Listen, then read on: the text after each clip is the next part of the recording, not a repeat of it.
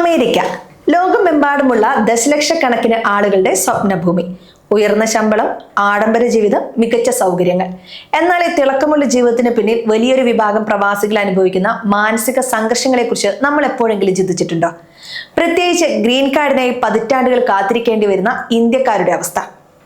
അടുത്തിടെ ഒരു H-1B visa ഉടമ സോഷ്യൽ മീഡിയയിൽ പങ്കുവച്ച കുറിപ്പ് ഇപ്പോൾ വലിയ ചർച്ചകൾക്ക് വഴിതെളിച്ചിരിക്കുകയാണ്.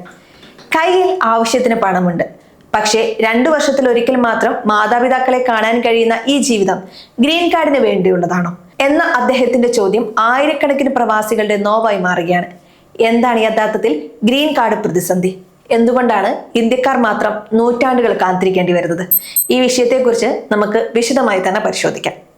ടൈംസ് ഓഫ് ഇന്ത്യ റിപ്പോർട്ട് ചെയ്യുന്നതനുസരിച്ച് റെഡിറ്റിൽ വൈറലായ ഒരു പോസ്റ്റാണ് ഈ ചർച്ചകൾക്ക് ആധാരം.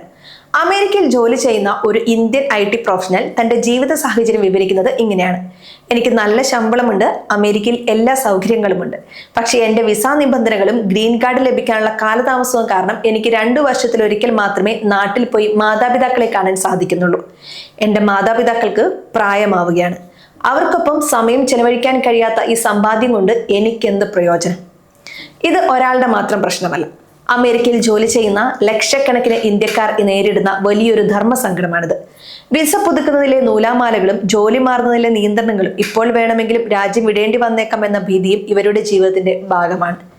എന്തുകൊണ്ടാണ് ഇന്ത്യക്കാർക്ക് ഗ്രീൻ കാർഡ് കിട്ടാൻ ഇത്ര താമസം ഉണ്ടാകുന്നത് നമ്മൾ മനസ്സിലാക്കണം. അമേരിക്ക ഓരോ വർഷവും നൽകുന്ന ഗ്രീൻ കാർഡുകൾക്ക് കൺട്രി ക്യാപ്പ് ഉണ്ട്. അതായത് ഒരു വർഷം നൽകുന്ന ആകെ ഗ്രീൻ കാർഡുകളുടെ 7% കൂടുതൽ ഒരു രാജ്യത്തിന് നൽകില്ല. ഇന്ത്യയെ പോലെ ജനസംഖ്യ കൂടുതലുള്ള 10,000-കണക്കിന് പ്രൊഫഷണലുകൾ അമേരിക്കയിലേക്ക് പോകുന്ന ഒരു രാജ്യത്തിന് 7% എന്നത് വളരെ തുച്ഛമാണ്.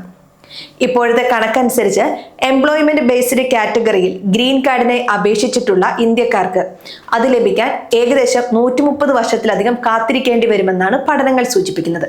അതായത് നിലവിൽ അപേക്ഷിച്ചിട്ടുള്ള പകുതിയിലധികം പേരും ഗ്രീൻ കാർഡ് കിട്ടുന്നതിന് മുൻപ് തന്നെ മരണപ്പെടാനോ അല്ലെങ്കിൽ വിരമിക്കാനോ സാധ്യതയുണ്ട്. ഈ നീണ്ട കാത്തിരിപ്പ് മൂലം അവർക്ക് അമേരിക്കയ്ക്ക് പുറത്തേക്ക് യാത്ര ചെയ്യുന്നതിനും സ്വന്തമായി ബിസിനസ് തുടങ്ങുന്നതിനും വലിയ നിയന്ത്രണങ്ങളുണ്ട്. നാട്ടിലൊരു അത്യാവശ്യം വന്നാൽ പോലും വിസ സ്റ്റാമ്പിങ്ങും മറ്റ് നടപടികളും ഭയന്ന് പലരും യാത്രകൾ ഒഴിവാക്കുകയാണ്. ഈ വീഡിയോയുടെ തുടക്കത്തിൽ ഞാൻ പങ്കുവച്ച ഏറ്റവും വേദനാജനകമായ കാര്യം മാതാപിതാക്കളെ കുറിച്ചായിരുന്നു.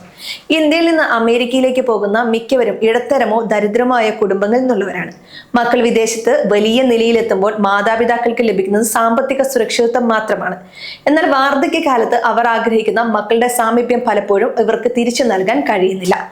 വിസ പ്രോസസ്സിംഗിലെ കാലതാമസം കാരണം നാട്ടിലേക്ക് പോകാൻ കഴിയാത്ത സാഹചര്യത്തിൽ മാതാപിതാക്കൾ രോഗബാധിതരാകുമ്പോഴോ മരണപ്പെടുമ്പോഴോ പോലും ഒപ്പമുണ്ടാകാൻ കഴിയാത്ത നിരവധി മലയാളികൾ ഉൾപ്പെടെയുള്ള പ്രവാസികളുണ്ട്.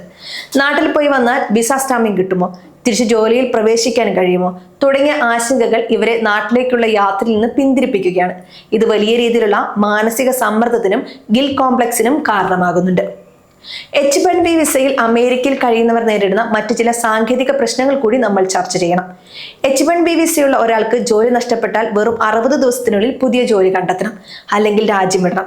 കുട്ടികളുടെ വിദ്യാഭ്യാസം, ഭവന വായ്പ എന്നിവയൊക്കെ ഉള്ളവർക്ക് ഇത് വലിയ ഭീഷണിയാണ്. പങ്കാളിക്ക് ജോലി ചെയ്യുന്നതിന് പലപ്പോഴും നിയന്ത്രണങ്ങളുണ്ട്. ഇത് കുടുംബത്തിന്റെ സാമ്പത്തിക ഭദ്രതയെയും പങ്കാളികളുടെ കരിയറിനെയും ബാധിക്കുന്നു. അമേരിക്കയിൽ ജനിച്ചു വളർന്ന കുട്ടികൾക്ക് 21 വയസ്സ് തികയുമ്പോൾ അവർ മാതാപിതാക്കളുടെ വിസയിൽ നിന്ന് പുറത്താകും. മാതാപിതാക്കൾക്ക് ഗ്രീൻ കാർഡ് ലഭിച്ചില്ലെങ്കിൽ ഈ കുട്ടികൾക്ക് സ്വന്തം നിലയിൽ വിസ കണ്ടെത്തേണ്ടി വരും, അല്ലെങ്കിൽ അവർ ജനിച്ചു വളർന്ന രാജ്യത്ത് നിന്ന് പുറത്തു പോകേണ്ട സാഹചര്യവുമുണ്ട്. ഈ കാരണങ്ങൾ കൊണ്ടാണ് പലരും ഇപ്പോൾ അമേരിക്ക ഉപേക്ഷിച്ച് കാനഡയിലേക്കോ ജർമ്മനിയിലേക്കോ അല്ലെങ്കിൽ തിരികെ ഇന്ത്യയിലേക്കോ മാറാൻ ആലോചിക്കുന്നത്. ഇന്ത്യയിലെ വികസിച്ചുകൊണ്ടിരിക്കുന്ന സ്റ്റാർട്ടപ്പ് മേഖലയും IT രംഗവും പലരെ തിരികെ വരാനും പ്രേരിപ്പിക്കുന്നുണ്ട്. ഫോബ്സ് റിപ്പോർട്ട് അനുസരിച്ച് അമേരിക്കയിലെ ഗ്രീൻ കാർഡ് ബാക്ക്ലോഗ് ഇപ്പോൾ 1.8 മില്യണിലധികം അപേക്ഷകൾ എത്തി നിൽക്കുകയാണ്. ഇതിൽ ഭൂരിഭാഗവും ഇന്ത്യക്കാരാണ്. അമേരിക്കൻ സമ്പദ് വ്യവസ്ഥയെ താങ്ങി നിർത്തുന്നതിൽ വലിയ പങ്ക് വഹിക്കുന്ന ഇന്ത്യൻ പ്രൊഫഷണലുകൾ ഈ വിവേചനം അവസാനിപ്പിക്കണമെന്ന് വർഷങ്ങളായി ആവശ്യപ്പെടുന്നുണ്ടെങ്കിലും രാഷ്ട്രീയ കാരണങ്ങളാൽ ഇമിഗ്രേഷൻ പരിഷ്കാരങ്ങൾ ഇഴഞ്ഞു നീങ്ങുകയാണ്. ഇന്ത്യൻ വംശജരായ പല US സെനറ്റർമാരും ഈഗിൾ ആക്ട് പോലുള്ള ബില്ലുകളിലൂടെ ഈ കൺട്രി ക്വാട്ട നീക്കം ചെയ്യാൻ ശ്രമിക്കുന്നുണ്ടെങ്കിലും ഇത് ഇതുവരെ നിയമമായിട്ടില്ല. ഈ അനിശ്ചിതത്വം പ്രവാസികളുടെ ജീവിതത്തെ കൂടുതൽ സങ്കീർണമാക്കുകയാണ്. അമേരിക്ക സ്വപ്നം എന്നത് വെറും പണം മാത്രമല്ല, അതൊരു വ്യക്തിയുടെ സ്വാതന്ത്ര്യവും സമാധാനവും കൂടിയാണ്. എന്നാൽ ഗ്രീൻ കാർഡിനായുള്ള ഈ അനന്തമായ കാത്തിരിപ്പ് പലരുടെയും ജീവിതത്തിലെ ഏറ്റവും മനോഹരമായ കാലഘട്ടത്തെയാണ് ഇല്ലാതാക്കുന്നത്. പ്രിയപ്പെട്ടവരോടൊപ്പം ചെലവഴിക്കേണ്ട സമയം വിസ ഓഫീസുകൾക്ക് മുന്നിലും ലാപ്ടോപ്പിന് മുന്നിലും ഇല്ലാതാവുകയാണ്. നിങ്ങൾ അമേരിക്കയിലേക്ക് പോകാൻ ആഗ്രഹിക്കുന്ന ആളാണെങ്കിൽ, അല്ലെങ്കിൽ ഇവിടെ ജോലി ചെയ്യുന്ന പ്രവാസിയാണെങ്കിൽ, ഈ സാഹചര്യം കൂടി മുൻകൂട്ടി കണ്ട് കൃത്യമായ പ്ലാനിംഗ് നടത്തുക. പണത്തേക്കാൾ ഉപരിയായി കുടുംബത്തിനും മാനസികാരോഗ്യത്തിനും പ്രാധാന്യം നൽകുന്ന ഒരു ജീവിതശൈലി തിരഞ്ഞെടുക്കാനും ശ്രമിക്കുക.